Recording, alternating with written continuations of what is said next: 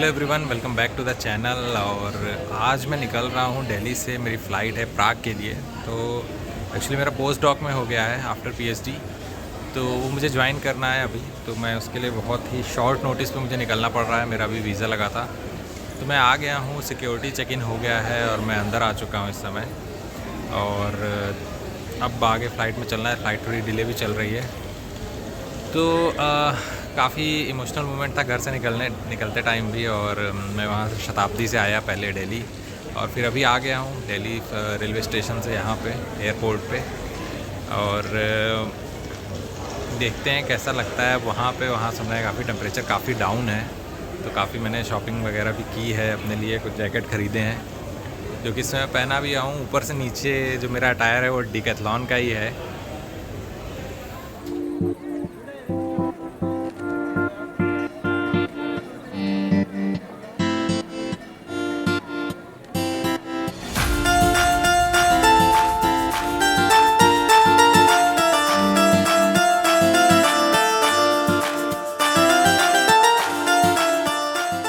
अब मैं boarding gate की तरफ जा रहा हूँ और मेरी फ़्लाइट जो है ऑलरेडी डिले हो चुकी है मोर देन एन आवर। तो वेट करना पड़ेगा काफ़ी मुझे।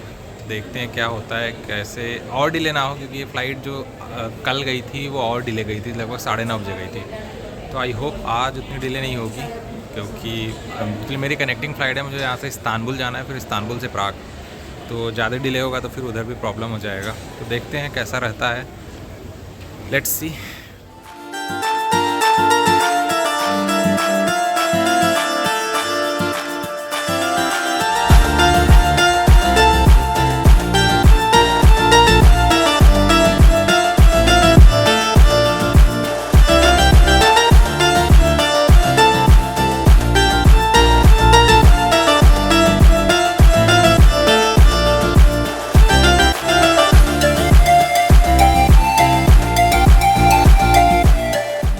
मेरी सेकेंड इंटरनेशनल ट्रिप है, और लेकिन पता नहीं क्यों फिर भी मुझे ट्रैवल करने में थोड़ा सा डर लगता है फ़्लाइट में। जैसे कि लगेज को लेकर के, लास्ट टाइम मेरे लगेज के साथ क्या हुआ था कि मेरे टिकट के साथ लगेज ही नहीं था रिटर्न के टाइम। और अभी जाते समय फिर मेरा लगेज ज़्यादा हो गया, जबकि मैंने कस्टमर केयर से बात करी थी तो उसमें बता रहा था कि लगेज आप अराउंड 41 kgs ले जा सकते हैं। यहाँ पता चला कि 37 kg अलाउड है। एनी हाउ उन लोगों ने अलाउ कर दिया, लेकिन ये सब थोड़ा बहुत डर लगा रहता है फ़्लाइट में हमेशा। और फिर ये डर लगा रहता है कि कहीं पावर बैंक ना चला गया हो चेक इन में, या तो कोई ऐसी जिसमें लिथियम आयन की बैटरीज हो, या तो कुछ भी जो चीज़ अलाउड नहीं है और वो चेक इन बैगेज में चली जाए। तो ये सब डर मुझे लग रहा है हमेशा बना रहता है। और ये सबके साथ ये इशूज़ होते भी रहते हैं। बहुत सारे लोग मिलेंगे जो कि दोबारा उनको कॉल आता है कि आगे अपना बैगेज में से सही करिए, या तो कुछ लोग का बैगेज जाता ही नहीं है, रोक लिया जाता है अगर उसमें कुछ मिलता है तो मुझे ये सब डर हमेशा लगा रहता है। पता नहीं आप लोग के साथ ऐसा होता है कि नहीं होता है।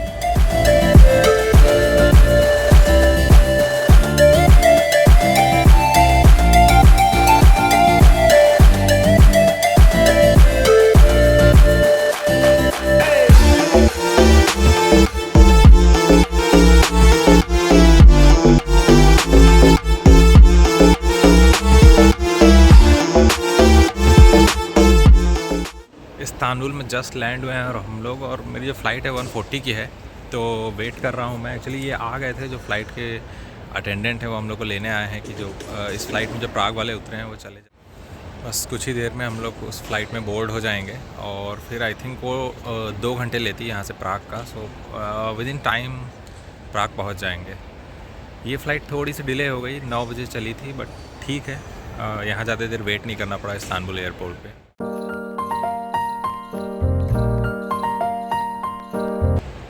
मेरी फ़्लाइट जो है वो थोड़ी डिले चल रही है यहाँ से, जो प्राग वाली है वो भी। तो अभी मैं इस्तांबुल एयरपोर्ट पे हूँ, और इस एयरपोर्ट को meeting point of the world भी बोला जाता है, क्योंकि यहाँ से हर लोकेशन की आपको फ़्लाइट मिल जाएगी। और जितनी भी बड़ी सिटीज़ हैं, बड़ी कंट्रीज़ हैं, वहाँ से फ़्लाइट यहाँ आती है, और फिर यहाँ से डिफरेंट लोकेशंस पे जाती है क्रॉस द वर्ल्ड। और काफ़ी बड़ा एयरपोर्ट, और क्रिसमस की तैयारियां हो रखी हैं। यहाँ पे लोग बैठे वेट कर रहे हैं अपनी। फाइनली बोर्डिंग स्टार्ट हो गई है प्राग की फ़्लाइट में, और मैं चाह रहा हूँ। यहाँ पर थोड़े कम लोग दिख रहे हैं। इंडिया में तो गजब की भीड़ थी भाई साहब, हालत ही ख़राब हो गई थी मेरी तो। फाइनली विंडो सीट मिल गई मुझे। müsaade ediniz. Hassasiyetini teşekkür ederiz.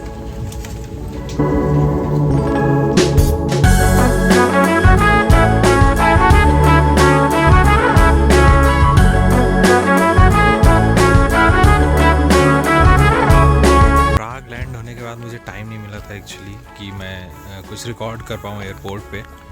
तो एक्चुअली मुझे एक वहाँ इंडियन स्टूडेंट मिल गया जिसने मुझे बताया कि वहाँ से डायरेक्ट बस आती है जिसको पकड़ के मैं यहाँ अपने स्ट्राओ हॉस्टल में आ सकता हूँ। तो वो भी कुछ दूर तक आया मेरे साथ और मैं फिर हॉस्टल आ गया। हॉस्टल मुझे एक रूम मिला है टेम्परेरी कल तक, उसके बाद मैं होटल में शिफ्ट हो जाऊँगा क्योंकि यहाँ क्रिसमस आने वाला है तो होटल वगैरह का काफ़ी क्रंच चल रहा था।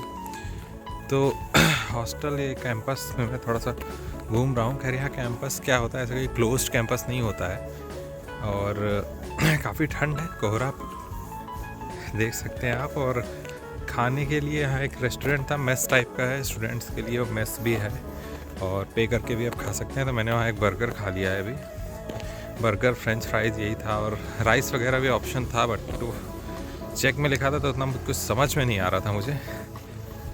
अब कुछ खाया हूँ, जा रहा हूँ रूम, सोना है और फिर कल से स्टार्ट करना है यहाँ का।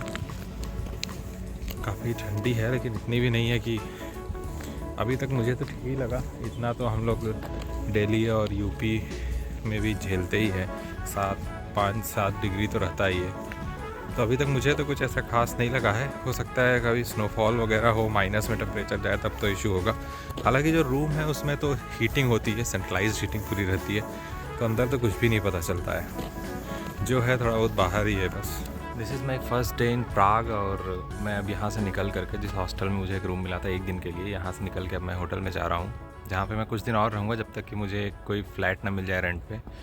तो वहाँ पे रह के मैं सर्च करूँगा और आज मुझे एक डॉक्टर के पास भी विज़िट करना है क्योंकि डॉक्टर्स का जब तक चेकअप नहीं हो जाता है तब तक यहाँ पे कॉन्ट्रैक्ट नहीं साइन होता है। तो वो जब उनकी रिपोर्ट आ जाएगी डॉक्टर की, उसके बाद ही कॉन्ट्रैक्ट साइन होगा। तो कॉन्ट्रैक्ट आई थिंक कल साइन हो जाएगा, तो कल से मेरा कॉन्ट्रैक्ट स्टार्ट हो जाएगा CTU के साथ। तो अभी मैं वेट कर रहा हूँ एक कलीग का जो कि चाइनीज़ है, वो कुछ कैश ला के मुझे दे रहा है, मेरे ही लैब का है।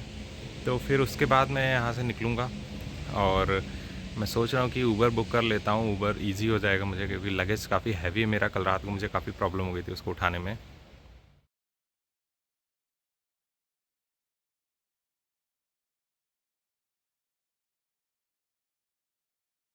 तो मैं सुबह बुबनेक कॉलेज आ गया था ऊबर से, फिर मेरा डॉक्टर का अपॉइंटमेंट था एंड उसके बाद अपॉइंटमेंट के बाद मुझे फिर से आ गया था। यहाँ थोड़ा पेमेंट का इशू हो गया था तो फिर प्रशांत सर आ गए हैं अब। हेलो। और प्रशांत सर ने पेमेंट कर दिया है। अब हम लोग जा रहे हैं जहाँ ऑफिस है, लैब है, वहाँ थोड़ी देर रहेंगे और फिर उसके बाद प्रशांत सर के घर भी जाना है। तो सब कुछ सही है, बस पहले ट्रांसपोर्ट पास भी होता है। हाँ, एक जगह रुक के ट्रांसपोर्ट पास, यहाँ पे जो ईयरली पास होता है वो बनवाना है। ये सब काम करते हुए फिर हम लोग आज बढ़ेंगे और फिर यहाँ रात भी होने लगी, 3-3:30 बजे तो यहाँ अंधेरा हो जाता है। रूम ठीक है बुबनेक डॉर्मेट्री का और प्रशांत सर ने बहुत अच्छा लंच भी करवाया जो प्रशांत सर अपने लिए लेके आए थे, रोटी सब्जी। तो 2 दिन बाद मुझे इंडियन खाना खाने का मौका मिला, अच्छा लगा काफ़ी। तो हम लोग निकल रहे हैं यहाँ से। तो जैसा कि मैंने बताया था कि प्रशांत सर के साथ मैं चल रहा था उस टाइम और प्रशांत सर ने मेरी उसके बाद काफ़ी हेल्प करी। उसके बाद हम लोग अपने ऑफिस गए, वहाँ पे सिस्टम भी मैंने देखा किस पे वर्क करना है, वहाँ मैंने अपना कॉन्ट्रैक्ट भी साइन किया। फिर उसके बाद हम लोग बैंक वगैरह भी गए थे और सिम के लिए भी कॉन्टैक्ट किया था काफ़ी।